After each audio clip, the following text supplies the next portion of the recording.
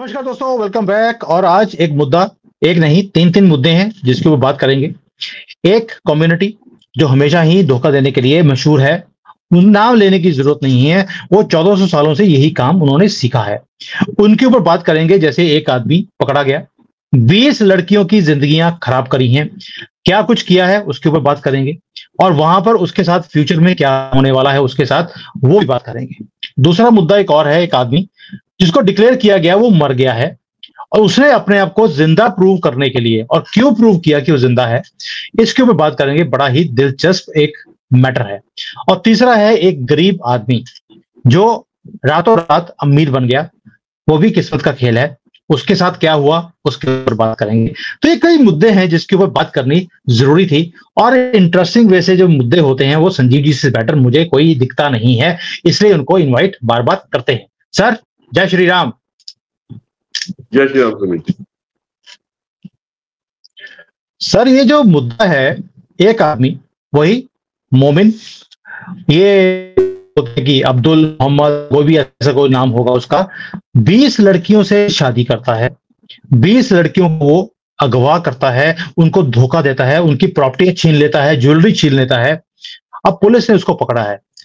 Sir, ऐसे तो पूरे भारत में कितने ही मोहम्मद और कितने ही अब्दुल और कितने ही ये जाहिल होंगे जो ये काम कर रहे हैं।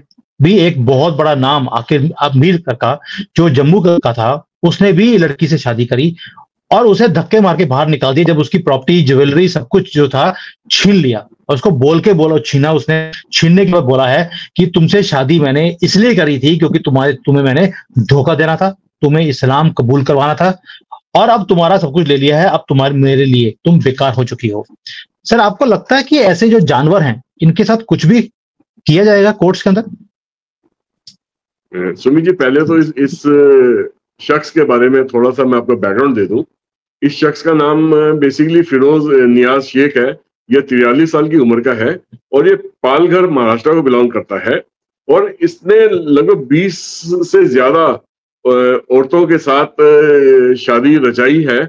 और ज्यादातर औरतें उस टाइप की हैं जो विधवा हैं या उनका रिलेशनशिप पहले किसी ने अपने जो जिस भी आदमी से चल रहा था वो टूट गया किसी वजह से, उस टाइप की औरतें हैं। ये उनको भुला फिसला के अपने प्यार के जाल में फंसाता था और उसके बाद उनको अच्छी जिंदगी की ख्वाब देता था, उनको ड्रीम्स देता था कि मेरे साथ शादी करोगे तो मैं उनको बहुत सुखी रखूंगा और एक अच्छी जिंदगी जी पाएंगे।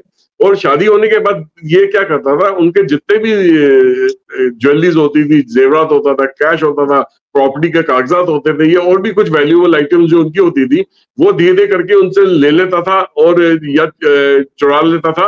और जैसे ही इसका मकसद पूरा होता था, ये वहां से गायब हो जाता था। अब पुलिस ने जब इसको पकड़ा, क्योंकि कुछ उसमें से 2-4 लड़कियों ने, औरतों ने आके इसके बारे में कंप्लेंट जब पुलिस स्टेशन में करी और उसके बारे में स्केच इसका ड्रॉ करा गया और इसकी छानबीन करेगी, इसको फिर एक जगह से जाकर पकड़ा उन्होंने वहां पे, तो इसने कबूल करा कि हाँ, इसने कई इतनी सारी शादियां करी हैं। और ये बेसिकली अब देखिए इस पे जो चार्जेस लगते हैं वो पॉलीगैमी के लगते हैं। इसका मतलब हुआ कि शादीशुदा होने के बावजूद भी इसने कई सारी और औरतों के साथ में शादी रचाई। इसका फ्रॉड का केस भी बनता है क्योंकि इसने उन वुमेन्स के साथ, उन औरतों के साथ में इसने धोखाधड़ी करी, उनका कैश, जमीन, जायदाद और उनके जो जेवरात वगैरह थे, ज्वेलरी थी, उसकी भी इसने चोरी करी। चीटिंग का केस भी बनता है क्योंकि इसने उनको अपने झांसे में फंसाकर एक सुखी शादीशुदा जिंदगी का इसने भरोसा दिया और उनसे फिर शादी करी। तो फिलहाल ये इंसान पुलिस कस्टडी में अरेस्टेड है। आगे की इन्वेस्टिगेशन चल रही है, इस पे केस बनाया जा रहा है और चार्जेस को आने वाले दिनों में कोर्ट के अंदर फाइल भी करा जाएगा। सर, बात सुनो, जैसे अब चाइना में मैं रहता हूं, यहाँ पर अगर आपने मैरिज किया है उसे रजिस्टर करना जरूरी होता है। और जब दोबारा से कोई शादी करने जाएगा तो पहले वो रिकॉर्ड चेक करते हैं, रिकॉर्ड में पता लग जाएगा कि ये आदमी ने पहले से शादी करी हुई है कि नहीं करी हुई। ये जो इनका जो स्यापा है मुस्लिम पर्सनल लॉ का, इन्होंने खड़ा कर दिया मुसलमानों के लिए। आप इनके ऊपर हाथ भी डालना चाहते हैं तो ये भीड़ में वहां पे आएंगे पुलिस थाने में, पुलिस थाने को तोड़कर इस बंदे को छुड़ा कर ले जाएंगे। पहली हरकत तो ये होगी। तो सर, इसका तो कोई हल निकलेगा नहीं। 20 लड़कियां तो जो है ऑफिशियली जो सामने आई हैं, और कितनी लड़कियों को इसने जिंदगी खराब करी होगी इस जानवर ने। और जो इसके जो भाई बनते हैं, जो कॉकरोचों की तरह मल्टीप्लाई होते रहते हैं, वो भी यही काम करते हैं। तो इनको सर रोक लगाने के लिए कोर्ट का दरवाजा खटखटाना नहीं चाहिए। सुमित जी, कोर्ट के अंदर जब केस फाइल होगा पुलिस के द्वारा, तो सबसे पहले तो ये देखना पड़ेगा कि क्या इन्होंने किन धाराओं के अंदर इनका केस फाइल करा है। एक वीक केस फाइल करा है या एक इस टाइप का केस फाइल करा है कि इंसान आराम से कोर्ट से छूट जाए। ज्यादातर देखा गया कि इस समुदाय के लोग जितने भी पकड़े जाते हैं उन पे कोई सख्त केस नहीं बना पाती है पुलिस द्वारा भी, और अगर कोई सख्त केस बनता भी है तो कोर्ट में पहुंचने के बाद ही कोर्ट उनको किसी ना किसी बहाने उनको छोड़ देता है। ये कहते हुए हमने पाया गया कि वो ऐसा बोल देता है कि इस इंसान को हम उसके रीजन की वजह से नहीं छोड़ रहे हैं, उस इंसान को हम इसलिए छोड़ रहे हैं क्योंकि हमारे लॉ के हिसाब से उसको इस बात की इजाजत है कि जब तक उसका जुल्म कबूल नहीं होता तो उसको फ्री इंसान बन के घूमने की उसकी पूरी इजाजत है।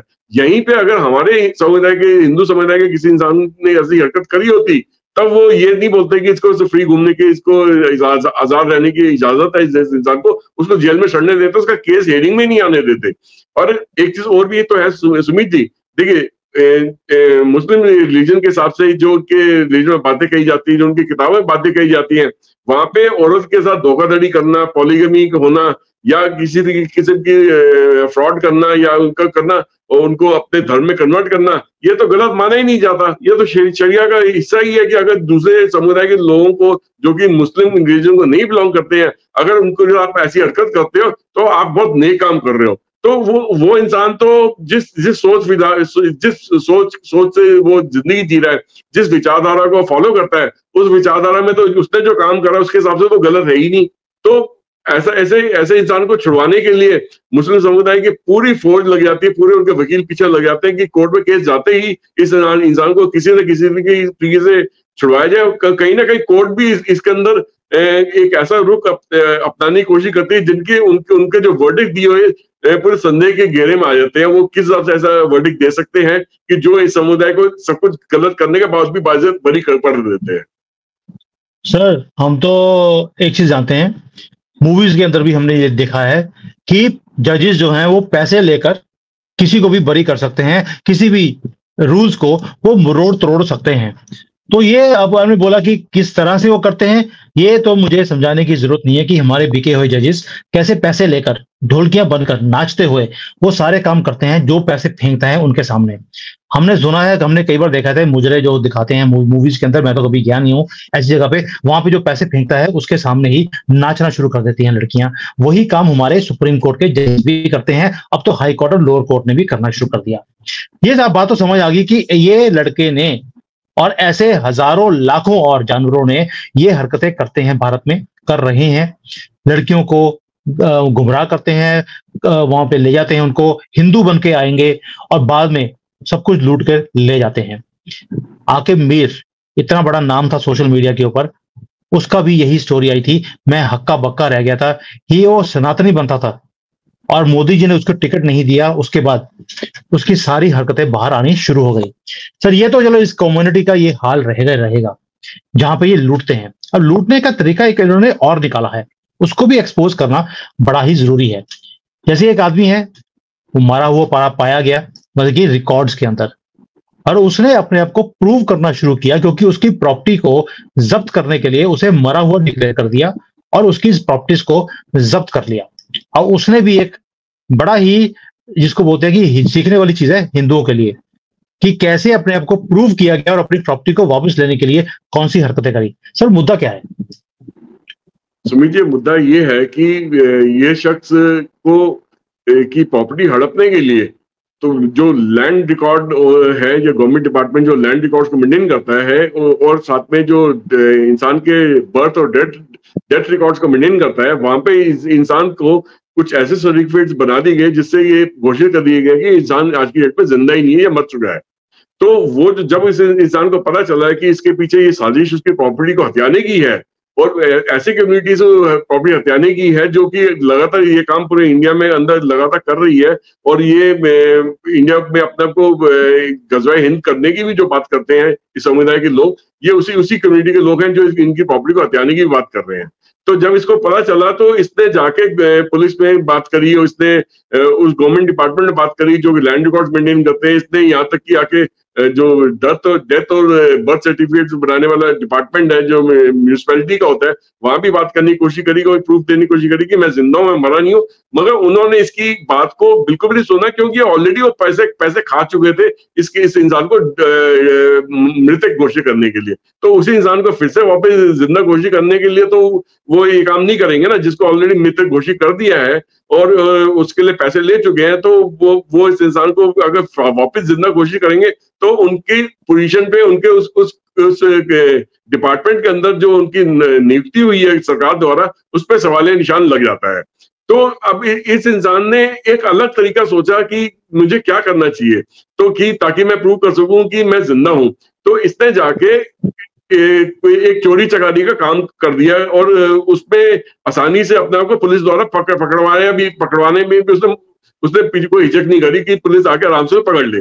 जब पुलिस ने उसे पकड़ा, उसकी तफ्तीश करी, उसकी छानबीन करी, तो उसने पूछा कि तुम कौन हो, कहाँ रहते हो, तो उसका अपना नाम हम बताया, तो उसका रिकॉर्ड दिखाया, तो पुलिस ने उसके वेरिफिकेशन करा कि हाँ जी ये इंसान है, ये इसका आधार कार्ड है, ये यहाँ पे रहता है। उसके घर जाके पता करा तो बोला हाँ जी ठीक है, आपके ये हो तो आपको हम आपके केस बनाएंगे, कोर्ट में पेश करेंगे।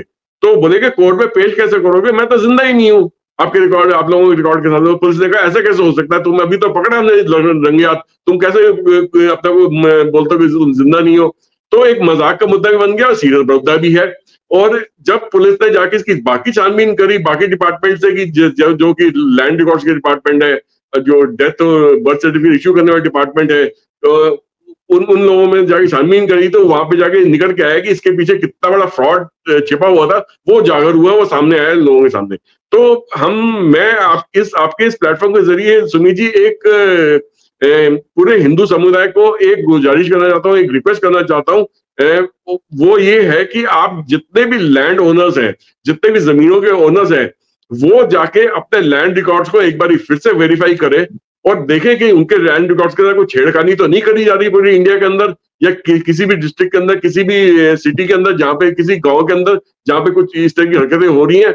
अगर नहीं भी हो रही फिर भी जाके आप एक बार फिर से वेरीफाई कीजिए कि आपके लैंड रिकॉर्ड इंटैक्ट तो है, सही तो है, क्या आपका नाम वहां पे आज भी दर्ज है, नहीं है, किसी और ने तो आपके नाम की आपकी प्रॉपर्टी तो नहीं घेर के बैठ गया या उस पर अपने कब्जा बना के बैठ गया। तो आप इसको फिर से वेरीफाई कीजिए और अगर कुछ भी गलत होता पाते हैं तो आप जो अथॉरिटीज हैं, जो भी लैंड रिकॉर्ड की अथॉरिटीज है, पुलिस है या म्युनिसिपल अथॉरिटीज है, जितने भी गवर्नमेंट के जितने भी लेवल पे आप अप्रोच कर सकते हैं अप्रोच करिए और इस चीज का हल निकालिए और इस चीज को अपोज कीजिए। जितने ज्यादा से ज्यादा अपोज करेंगे उतनी ये चीज सामने उजागर होकर आएगी कि ये एक मुहिम छुड़ी हुई है पूरे हिंदुस्तान में प्रॉपर्टी हथियाने की, ये इस समुदाय के द्वारा। तो आप अपनी प्रॉपर्टी इन चीजों से बचाइए। सर बिल्कुल सही कह रहे हैं, राइट मैसेज है, क्योंकि ये जो कौम है ये कभी भी मेहनत करके काम नहीं करती है, ये लूट के ही काम करती है। क्योंकि इनकी किताब में लिखा है कि आपको मेहनत करने की जरूरत नहीं, तुसी मुसलमान है हो, आपको तो लूटना जो है वो तभी ये धोखा भी देते हैं, लूटते भी हैं। ये मुद्दा तो हो गया सारा कि जो ये काम कैसे करते हैं। और सर एक मेरे पास केस आया है, मिश्रा जी हैं झारखंड से, उनकी दादे परदादों की जगह थी, कई बीघे जगह है वहां पर, 15-20 करोड़ रुपए की जगह है जो ट्रस्ट के नाम पे है। ट्रस्ट एक एनजीओ है जहां पे उसके नाम पे प्रॉपर्टी थी और गुंडों ने उसको हड़प लिया है, छोड़ने का नाम नहीं लेते हैं। ये वहां चाहते हैं कि वहां पर एनजीओ का काम किया जाए, वहां पे कोई स्कूल है, कोई लड़कियों की कोई ट्रेनिंग इंस्टीट्यूट है, कुछ भी खोला जाए, लेकिन गुंडे हैं, उन्होंने जगह को लेकर अपनी दुकानदारी शुरू कर दी है। अब वो गुहार लगा रहे हैं, पुलिस में गए कोई सुनवाई नहीं, कोर्ट में गए कोई सुनवाई नहीं, वहां पर जज ने भी इनके खिलाफ फैसला दे दिया, पैसे लेकर, पैसे लिए 10 लाख रुपए। तो ये जो सारे ओपनली काम हो रहे हैं, हमारी जितनी पुरानी जो संस्थाएं हैं उनकी जो जगह है उन्हें एक एक कर वो हड़पते जा रहे हैं। और ये मोदी जी के शासन काल में हो रहा है, जहां पर कोई भी कार्रवाई ना की जाती है, ना ही कोई सपोर्ट मिलती है। हम जिसके पास भी जाते हैं वो कहते हैं यार झारखंड तो एक जिसको बोलते हैं गुंडों का राज है, वहां पर तो हाथ डालना बड़ा ही मुश्किल है। सर जहां जहां पर नॉन बीजेपी गवर्नमेंट्स हैं वहां पर तो हिंदुओं की बहुत ही बुरी हालत है। हमारी एनजीओस की, हमारी जो संस्थाएं हैं, हमारी जो मंदिरों की जगह हैं, वो भी इन्होंने हड़प ली हैं, घरों को तो हड़पना शुरू कर ही दिया है। राजकोट की मैंने वीडियो बनाई थी जिसके अंदर पूरे के पूरे इलाके में हिंदुओं ने लिख दिया कि ये मकान बिकाऊ है, कोई लेने को तैयार नहीं है। और मुसलमान वहां से निकलते हैं हर रोज सुबह शाम, हंसते हैं लोगों के ऊपर कि भैया ये मकान आप बेचने पे लगाया है, ये तो हमने टेक ओवर कर ही लेना है। और हमारे मौलवी ने ऑलरेडी ईयर मार्क किया हुआ है, जो मौलवी को जाकर रात को खुश करके आता है उसको सबसे बढ़िया मकान दे दिया जाता है। यानी कि उनके वहां पर यह मुहिम चल रही है मौलवी को खुश करने की। मस्जिदों में ऑलरेडी ईयर मार्क कर दिया है कौन सा मकान किसको देना है। और हमारे हिंदू आज भी सोए हुए हैं, 1 लाख रुपए के चक्कर में मोदी जी की गवर्नमेंट को गिराने की कोशिश करी। और अभी अगर आलू प्याज का रेट बढ़ गया तो भी गिराने की बात करेंगे कि मोदी को हटाओ और राहुल को ले आओ। मोहब्बत की दुकान उसने ऑलरेडी खोल के रखी हुई है इन्हीं के लिए। मोहब्बत की दुकान के अंदर क्या कुछ होता है, एक लड़की का बयान था, मैं उसके ऊपर बात भी करना नहीं चाहता हूं कि उसके साथ क्या कुछ किया इस मोहब्बत की दुकान में, क्योंकि वो हिंदू लड़की थी। तो दोस्तों ये कुछ हो रहा है भारत के अंदर।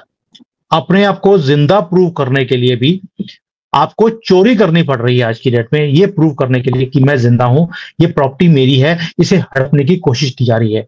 और जो जिंदा हैं बोल नहीं सकते, उनकी प्रॉपर्टीज ऑलरेडी उन्होंने हड़प ली है। और जो रेप का काम करते हैं, जो लड़कियों को भगा कर ले जाते हैं, उनकी प्रॉपर्टीज को छीन लेते हैं, ज्वेलरी है, पैसा है, वो छीन कर भाग जाते हैं, उन्हें हमारी कोर्ट भी रिलीज कर देती है। तो आप समझ सकते हैं कि आपका भविष्य भारत के अंदर कैसा है। इसलिए मैं बार बार मोदी जी को बोलता हूं, मोदी जी चाइना का मॉडल से बेटर मॉडल नहीं हो सकता। वहां पर शिंजियांग के एरिया में अपने हथियारों को टेस्ट किया जाता है, इनको भगाते हैं टोपी वालों को कि टोपी डालो और भागो रेगिस्तान में, और ऊपर से अपने जो आर्म्स एंड एम्युनिशन है उनको टेस्ट किया जाता है। इसी तरीके से पेस्ट कंट्रोल हो रहा है यहां पर।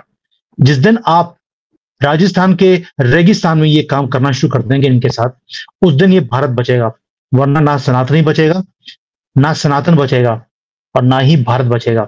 ये इंडिया रहेगा डॉट वाला, I.N.D.I.A,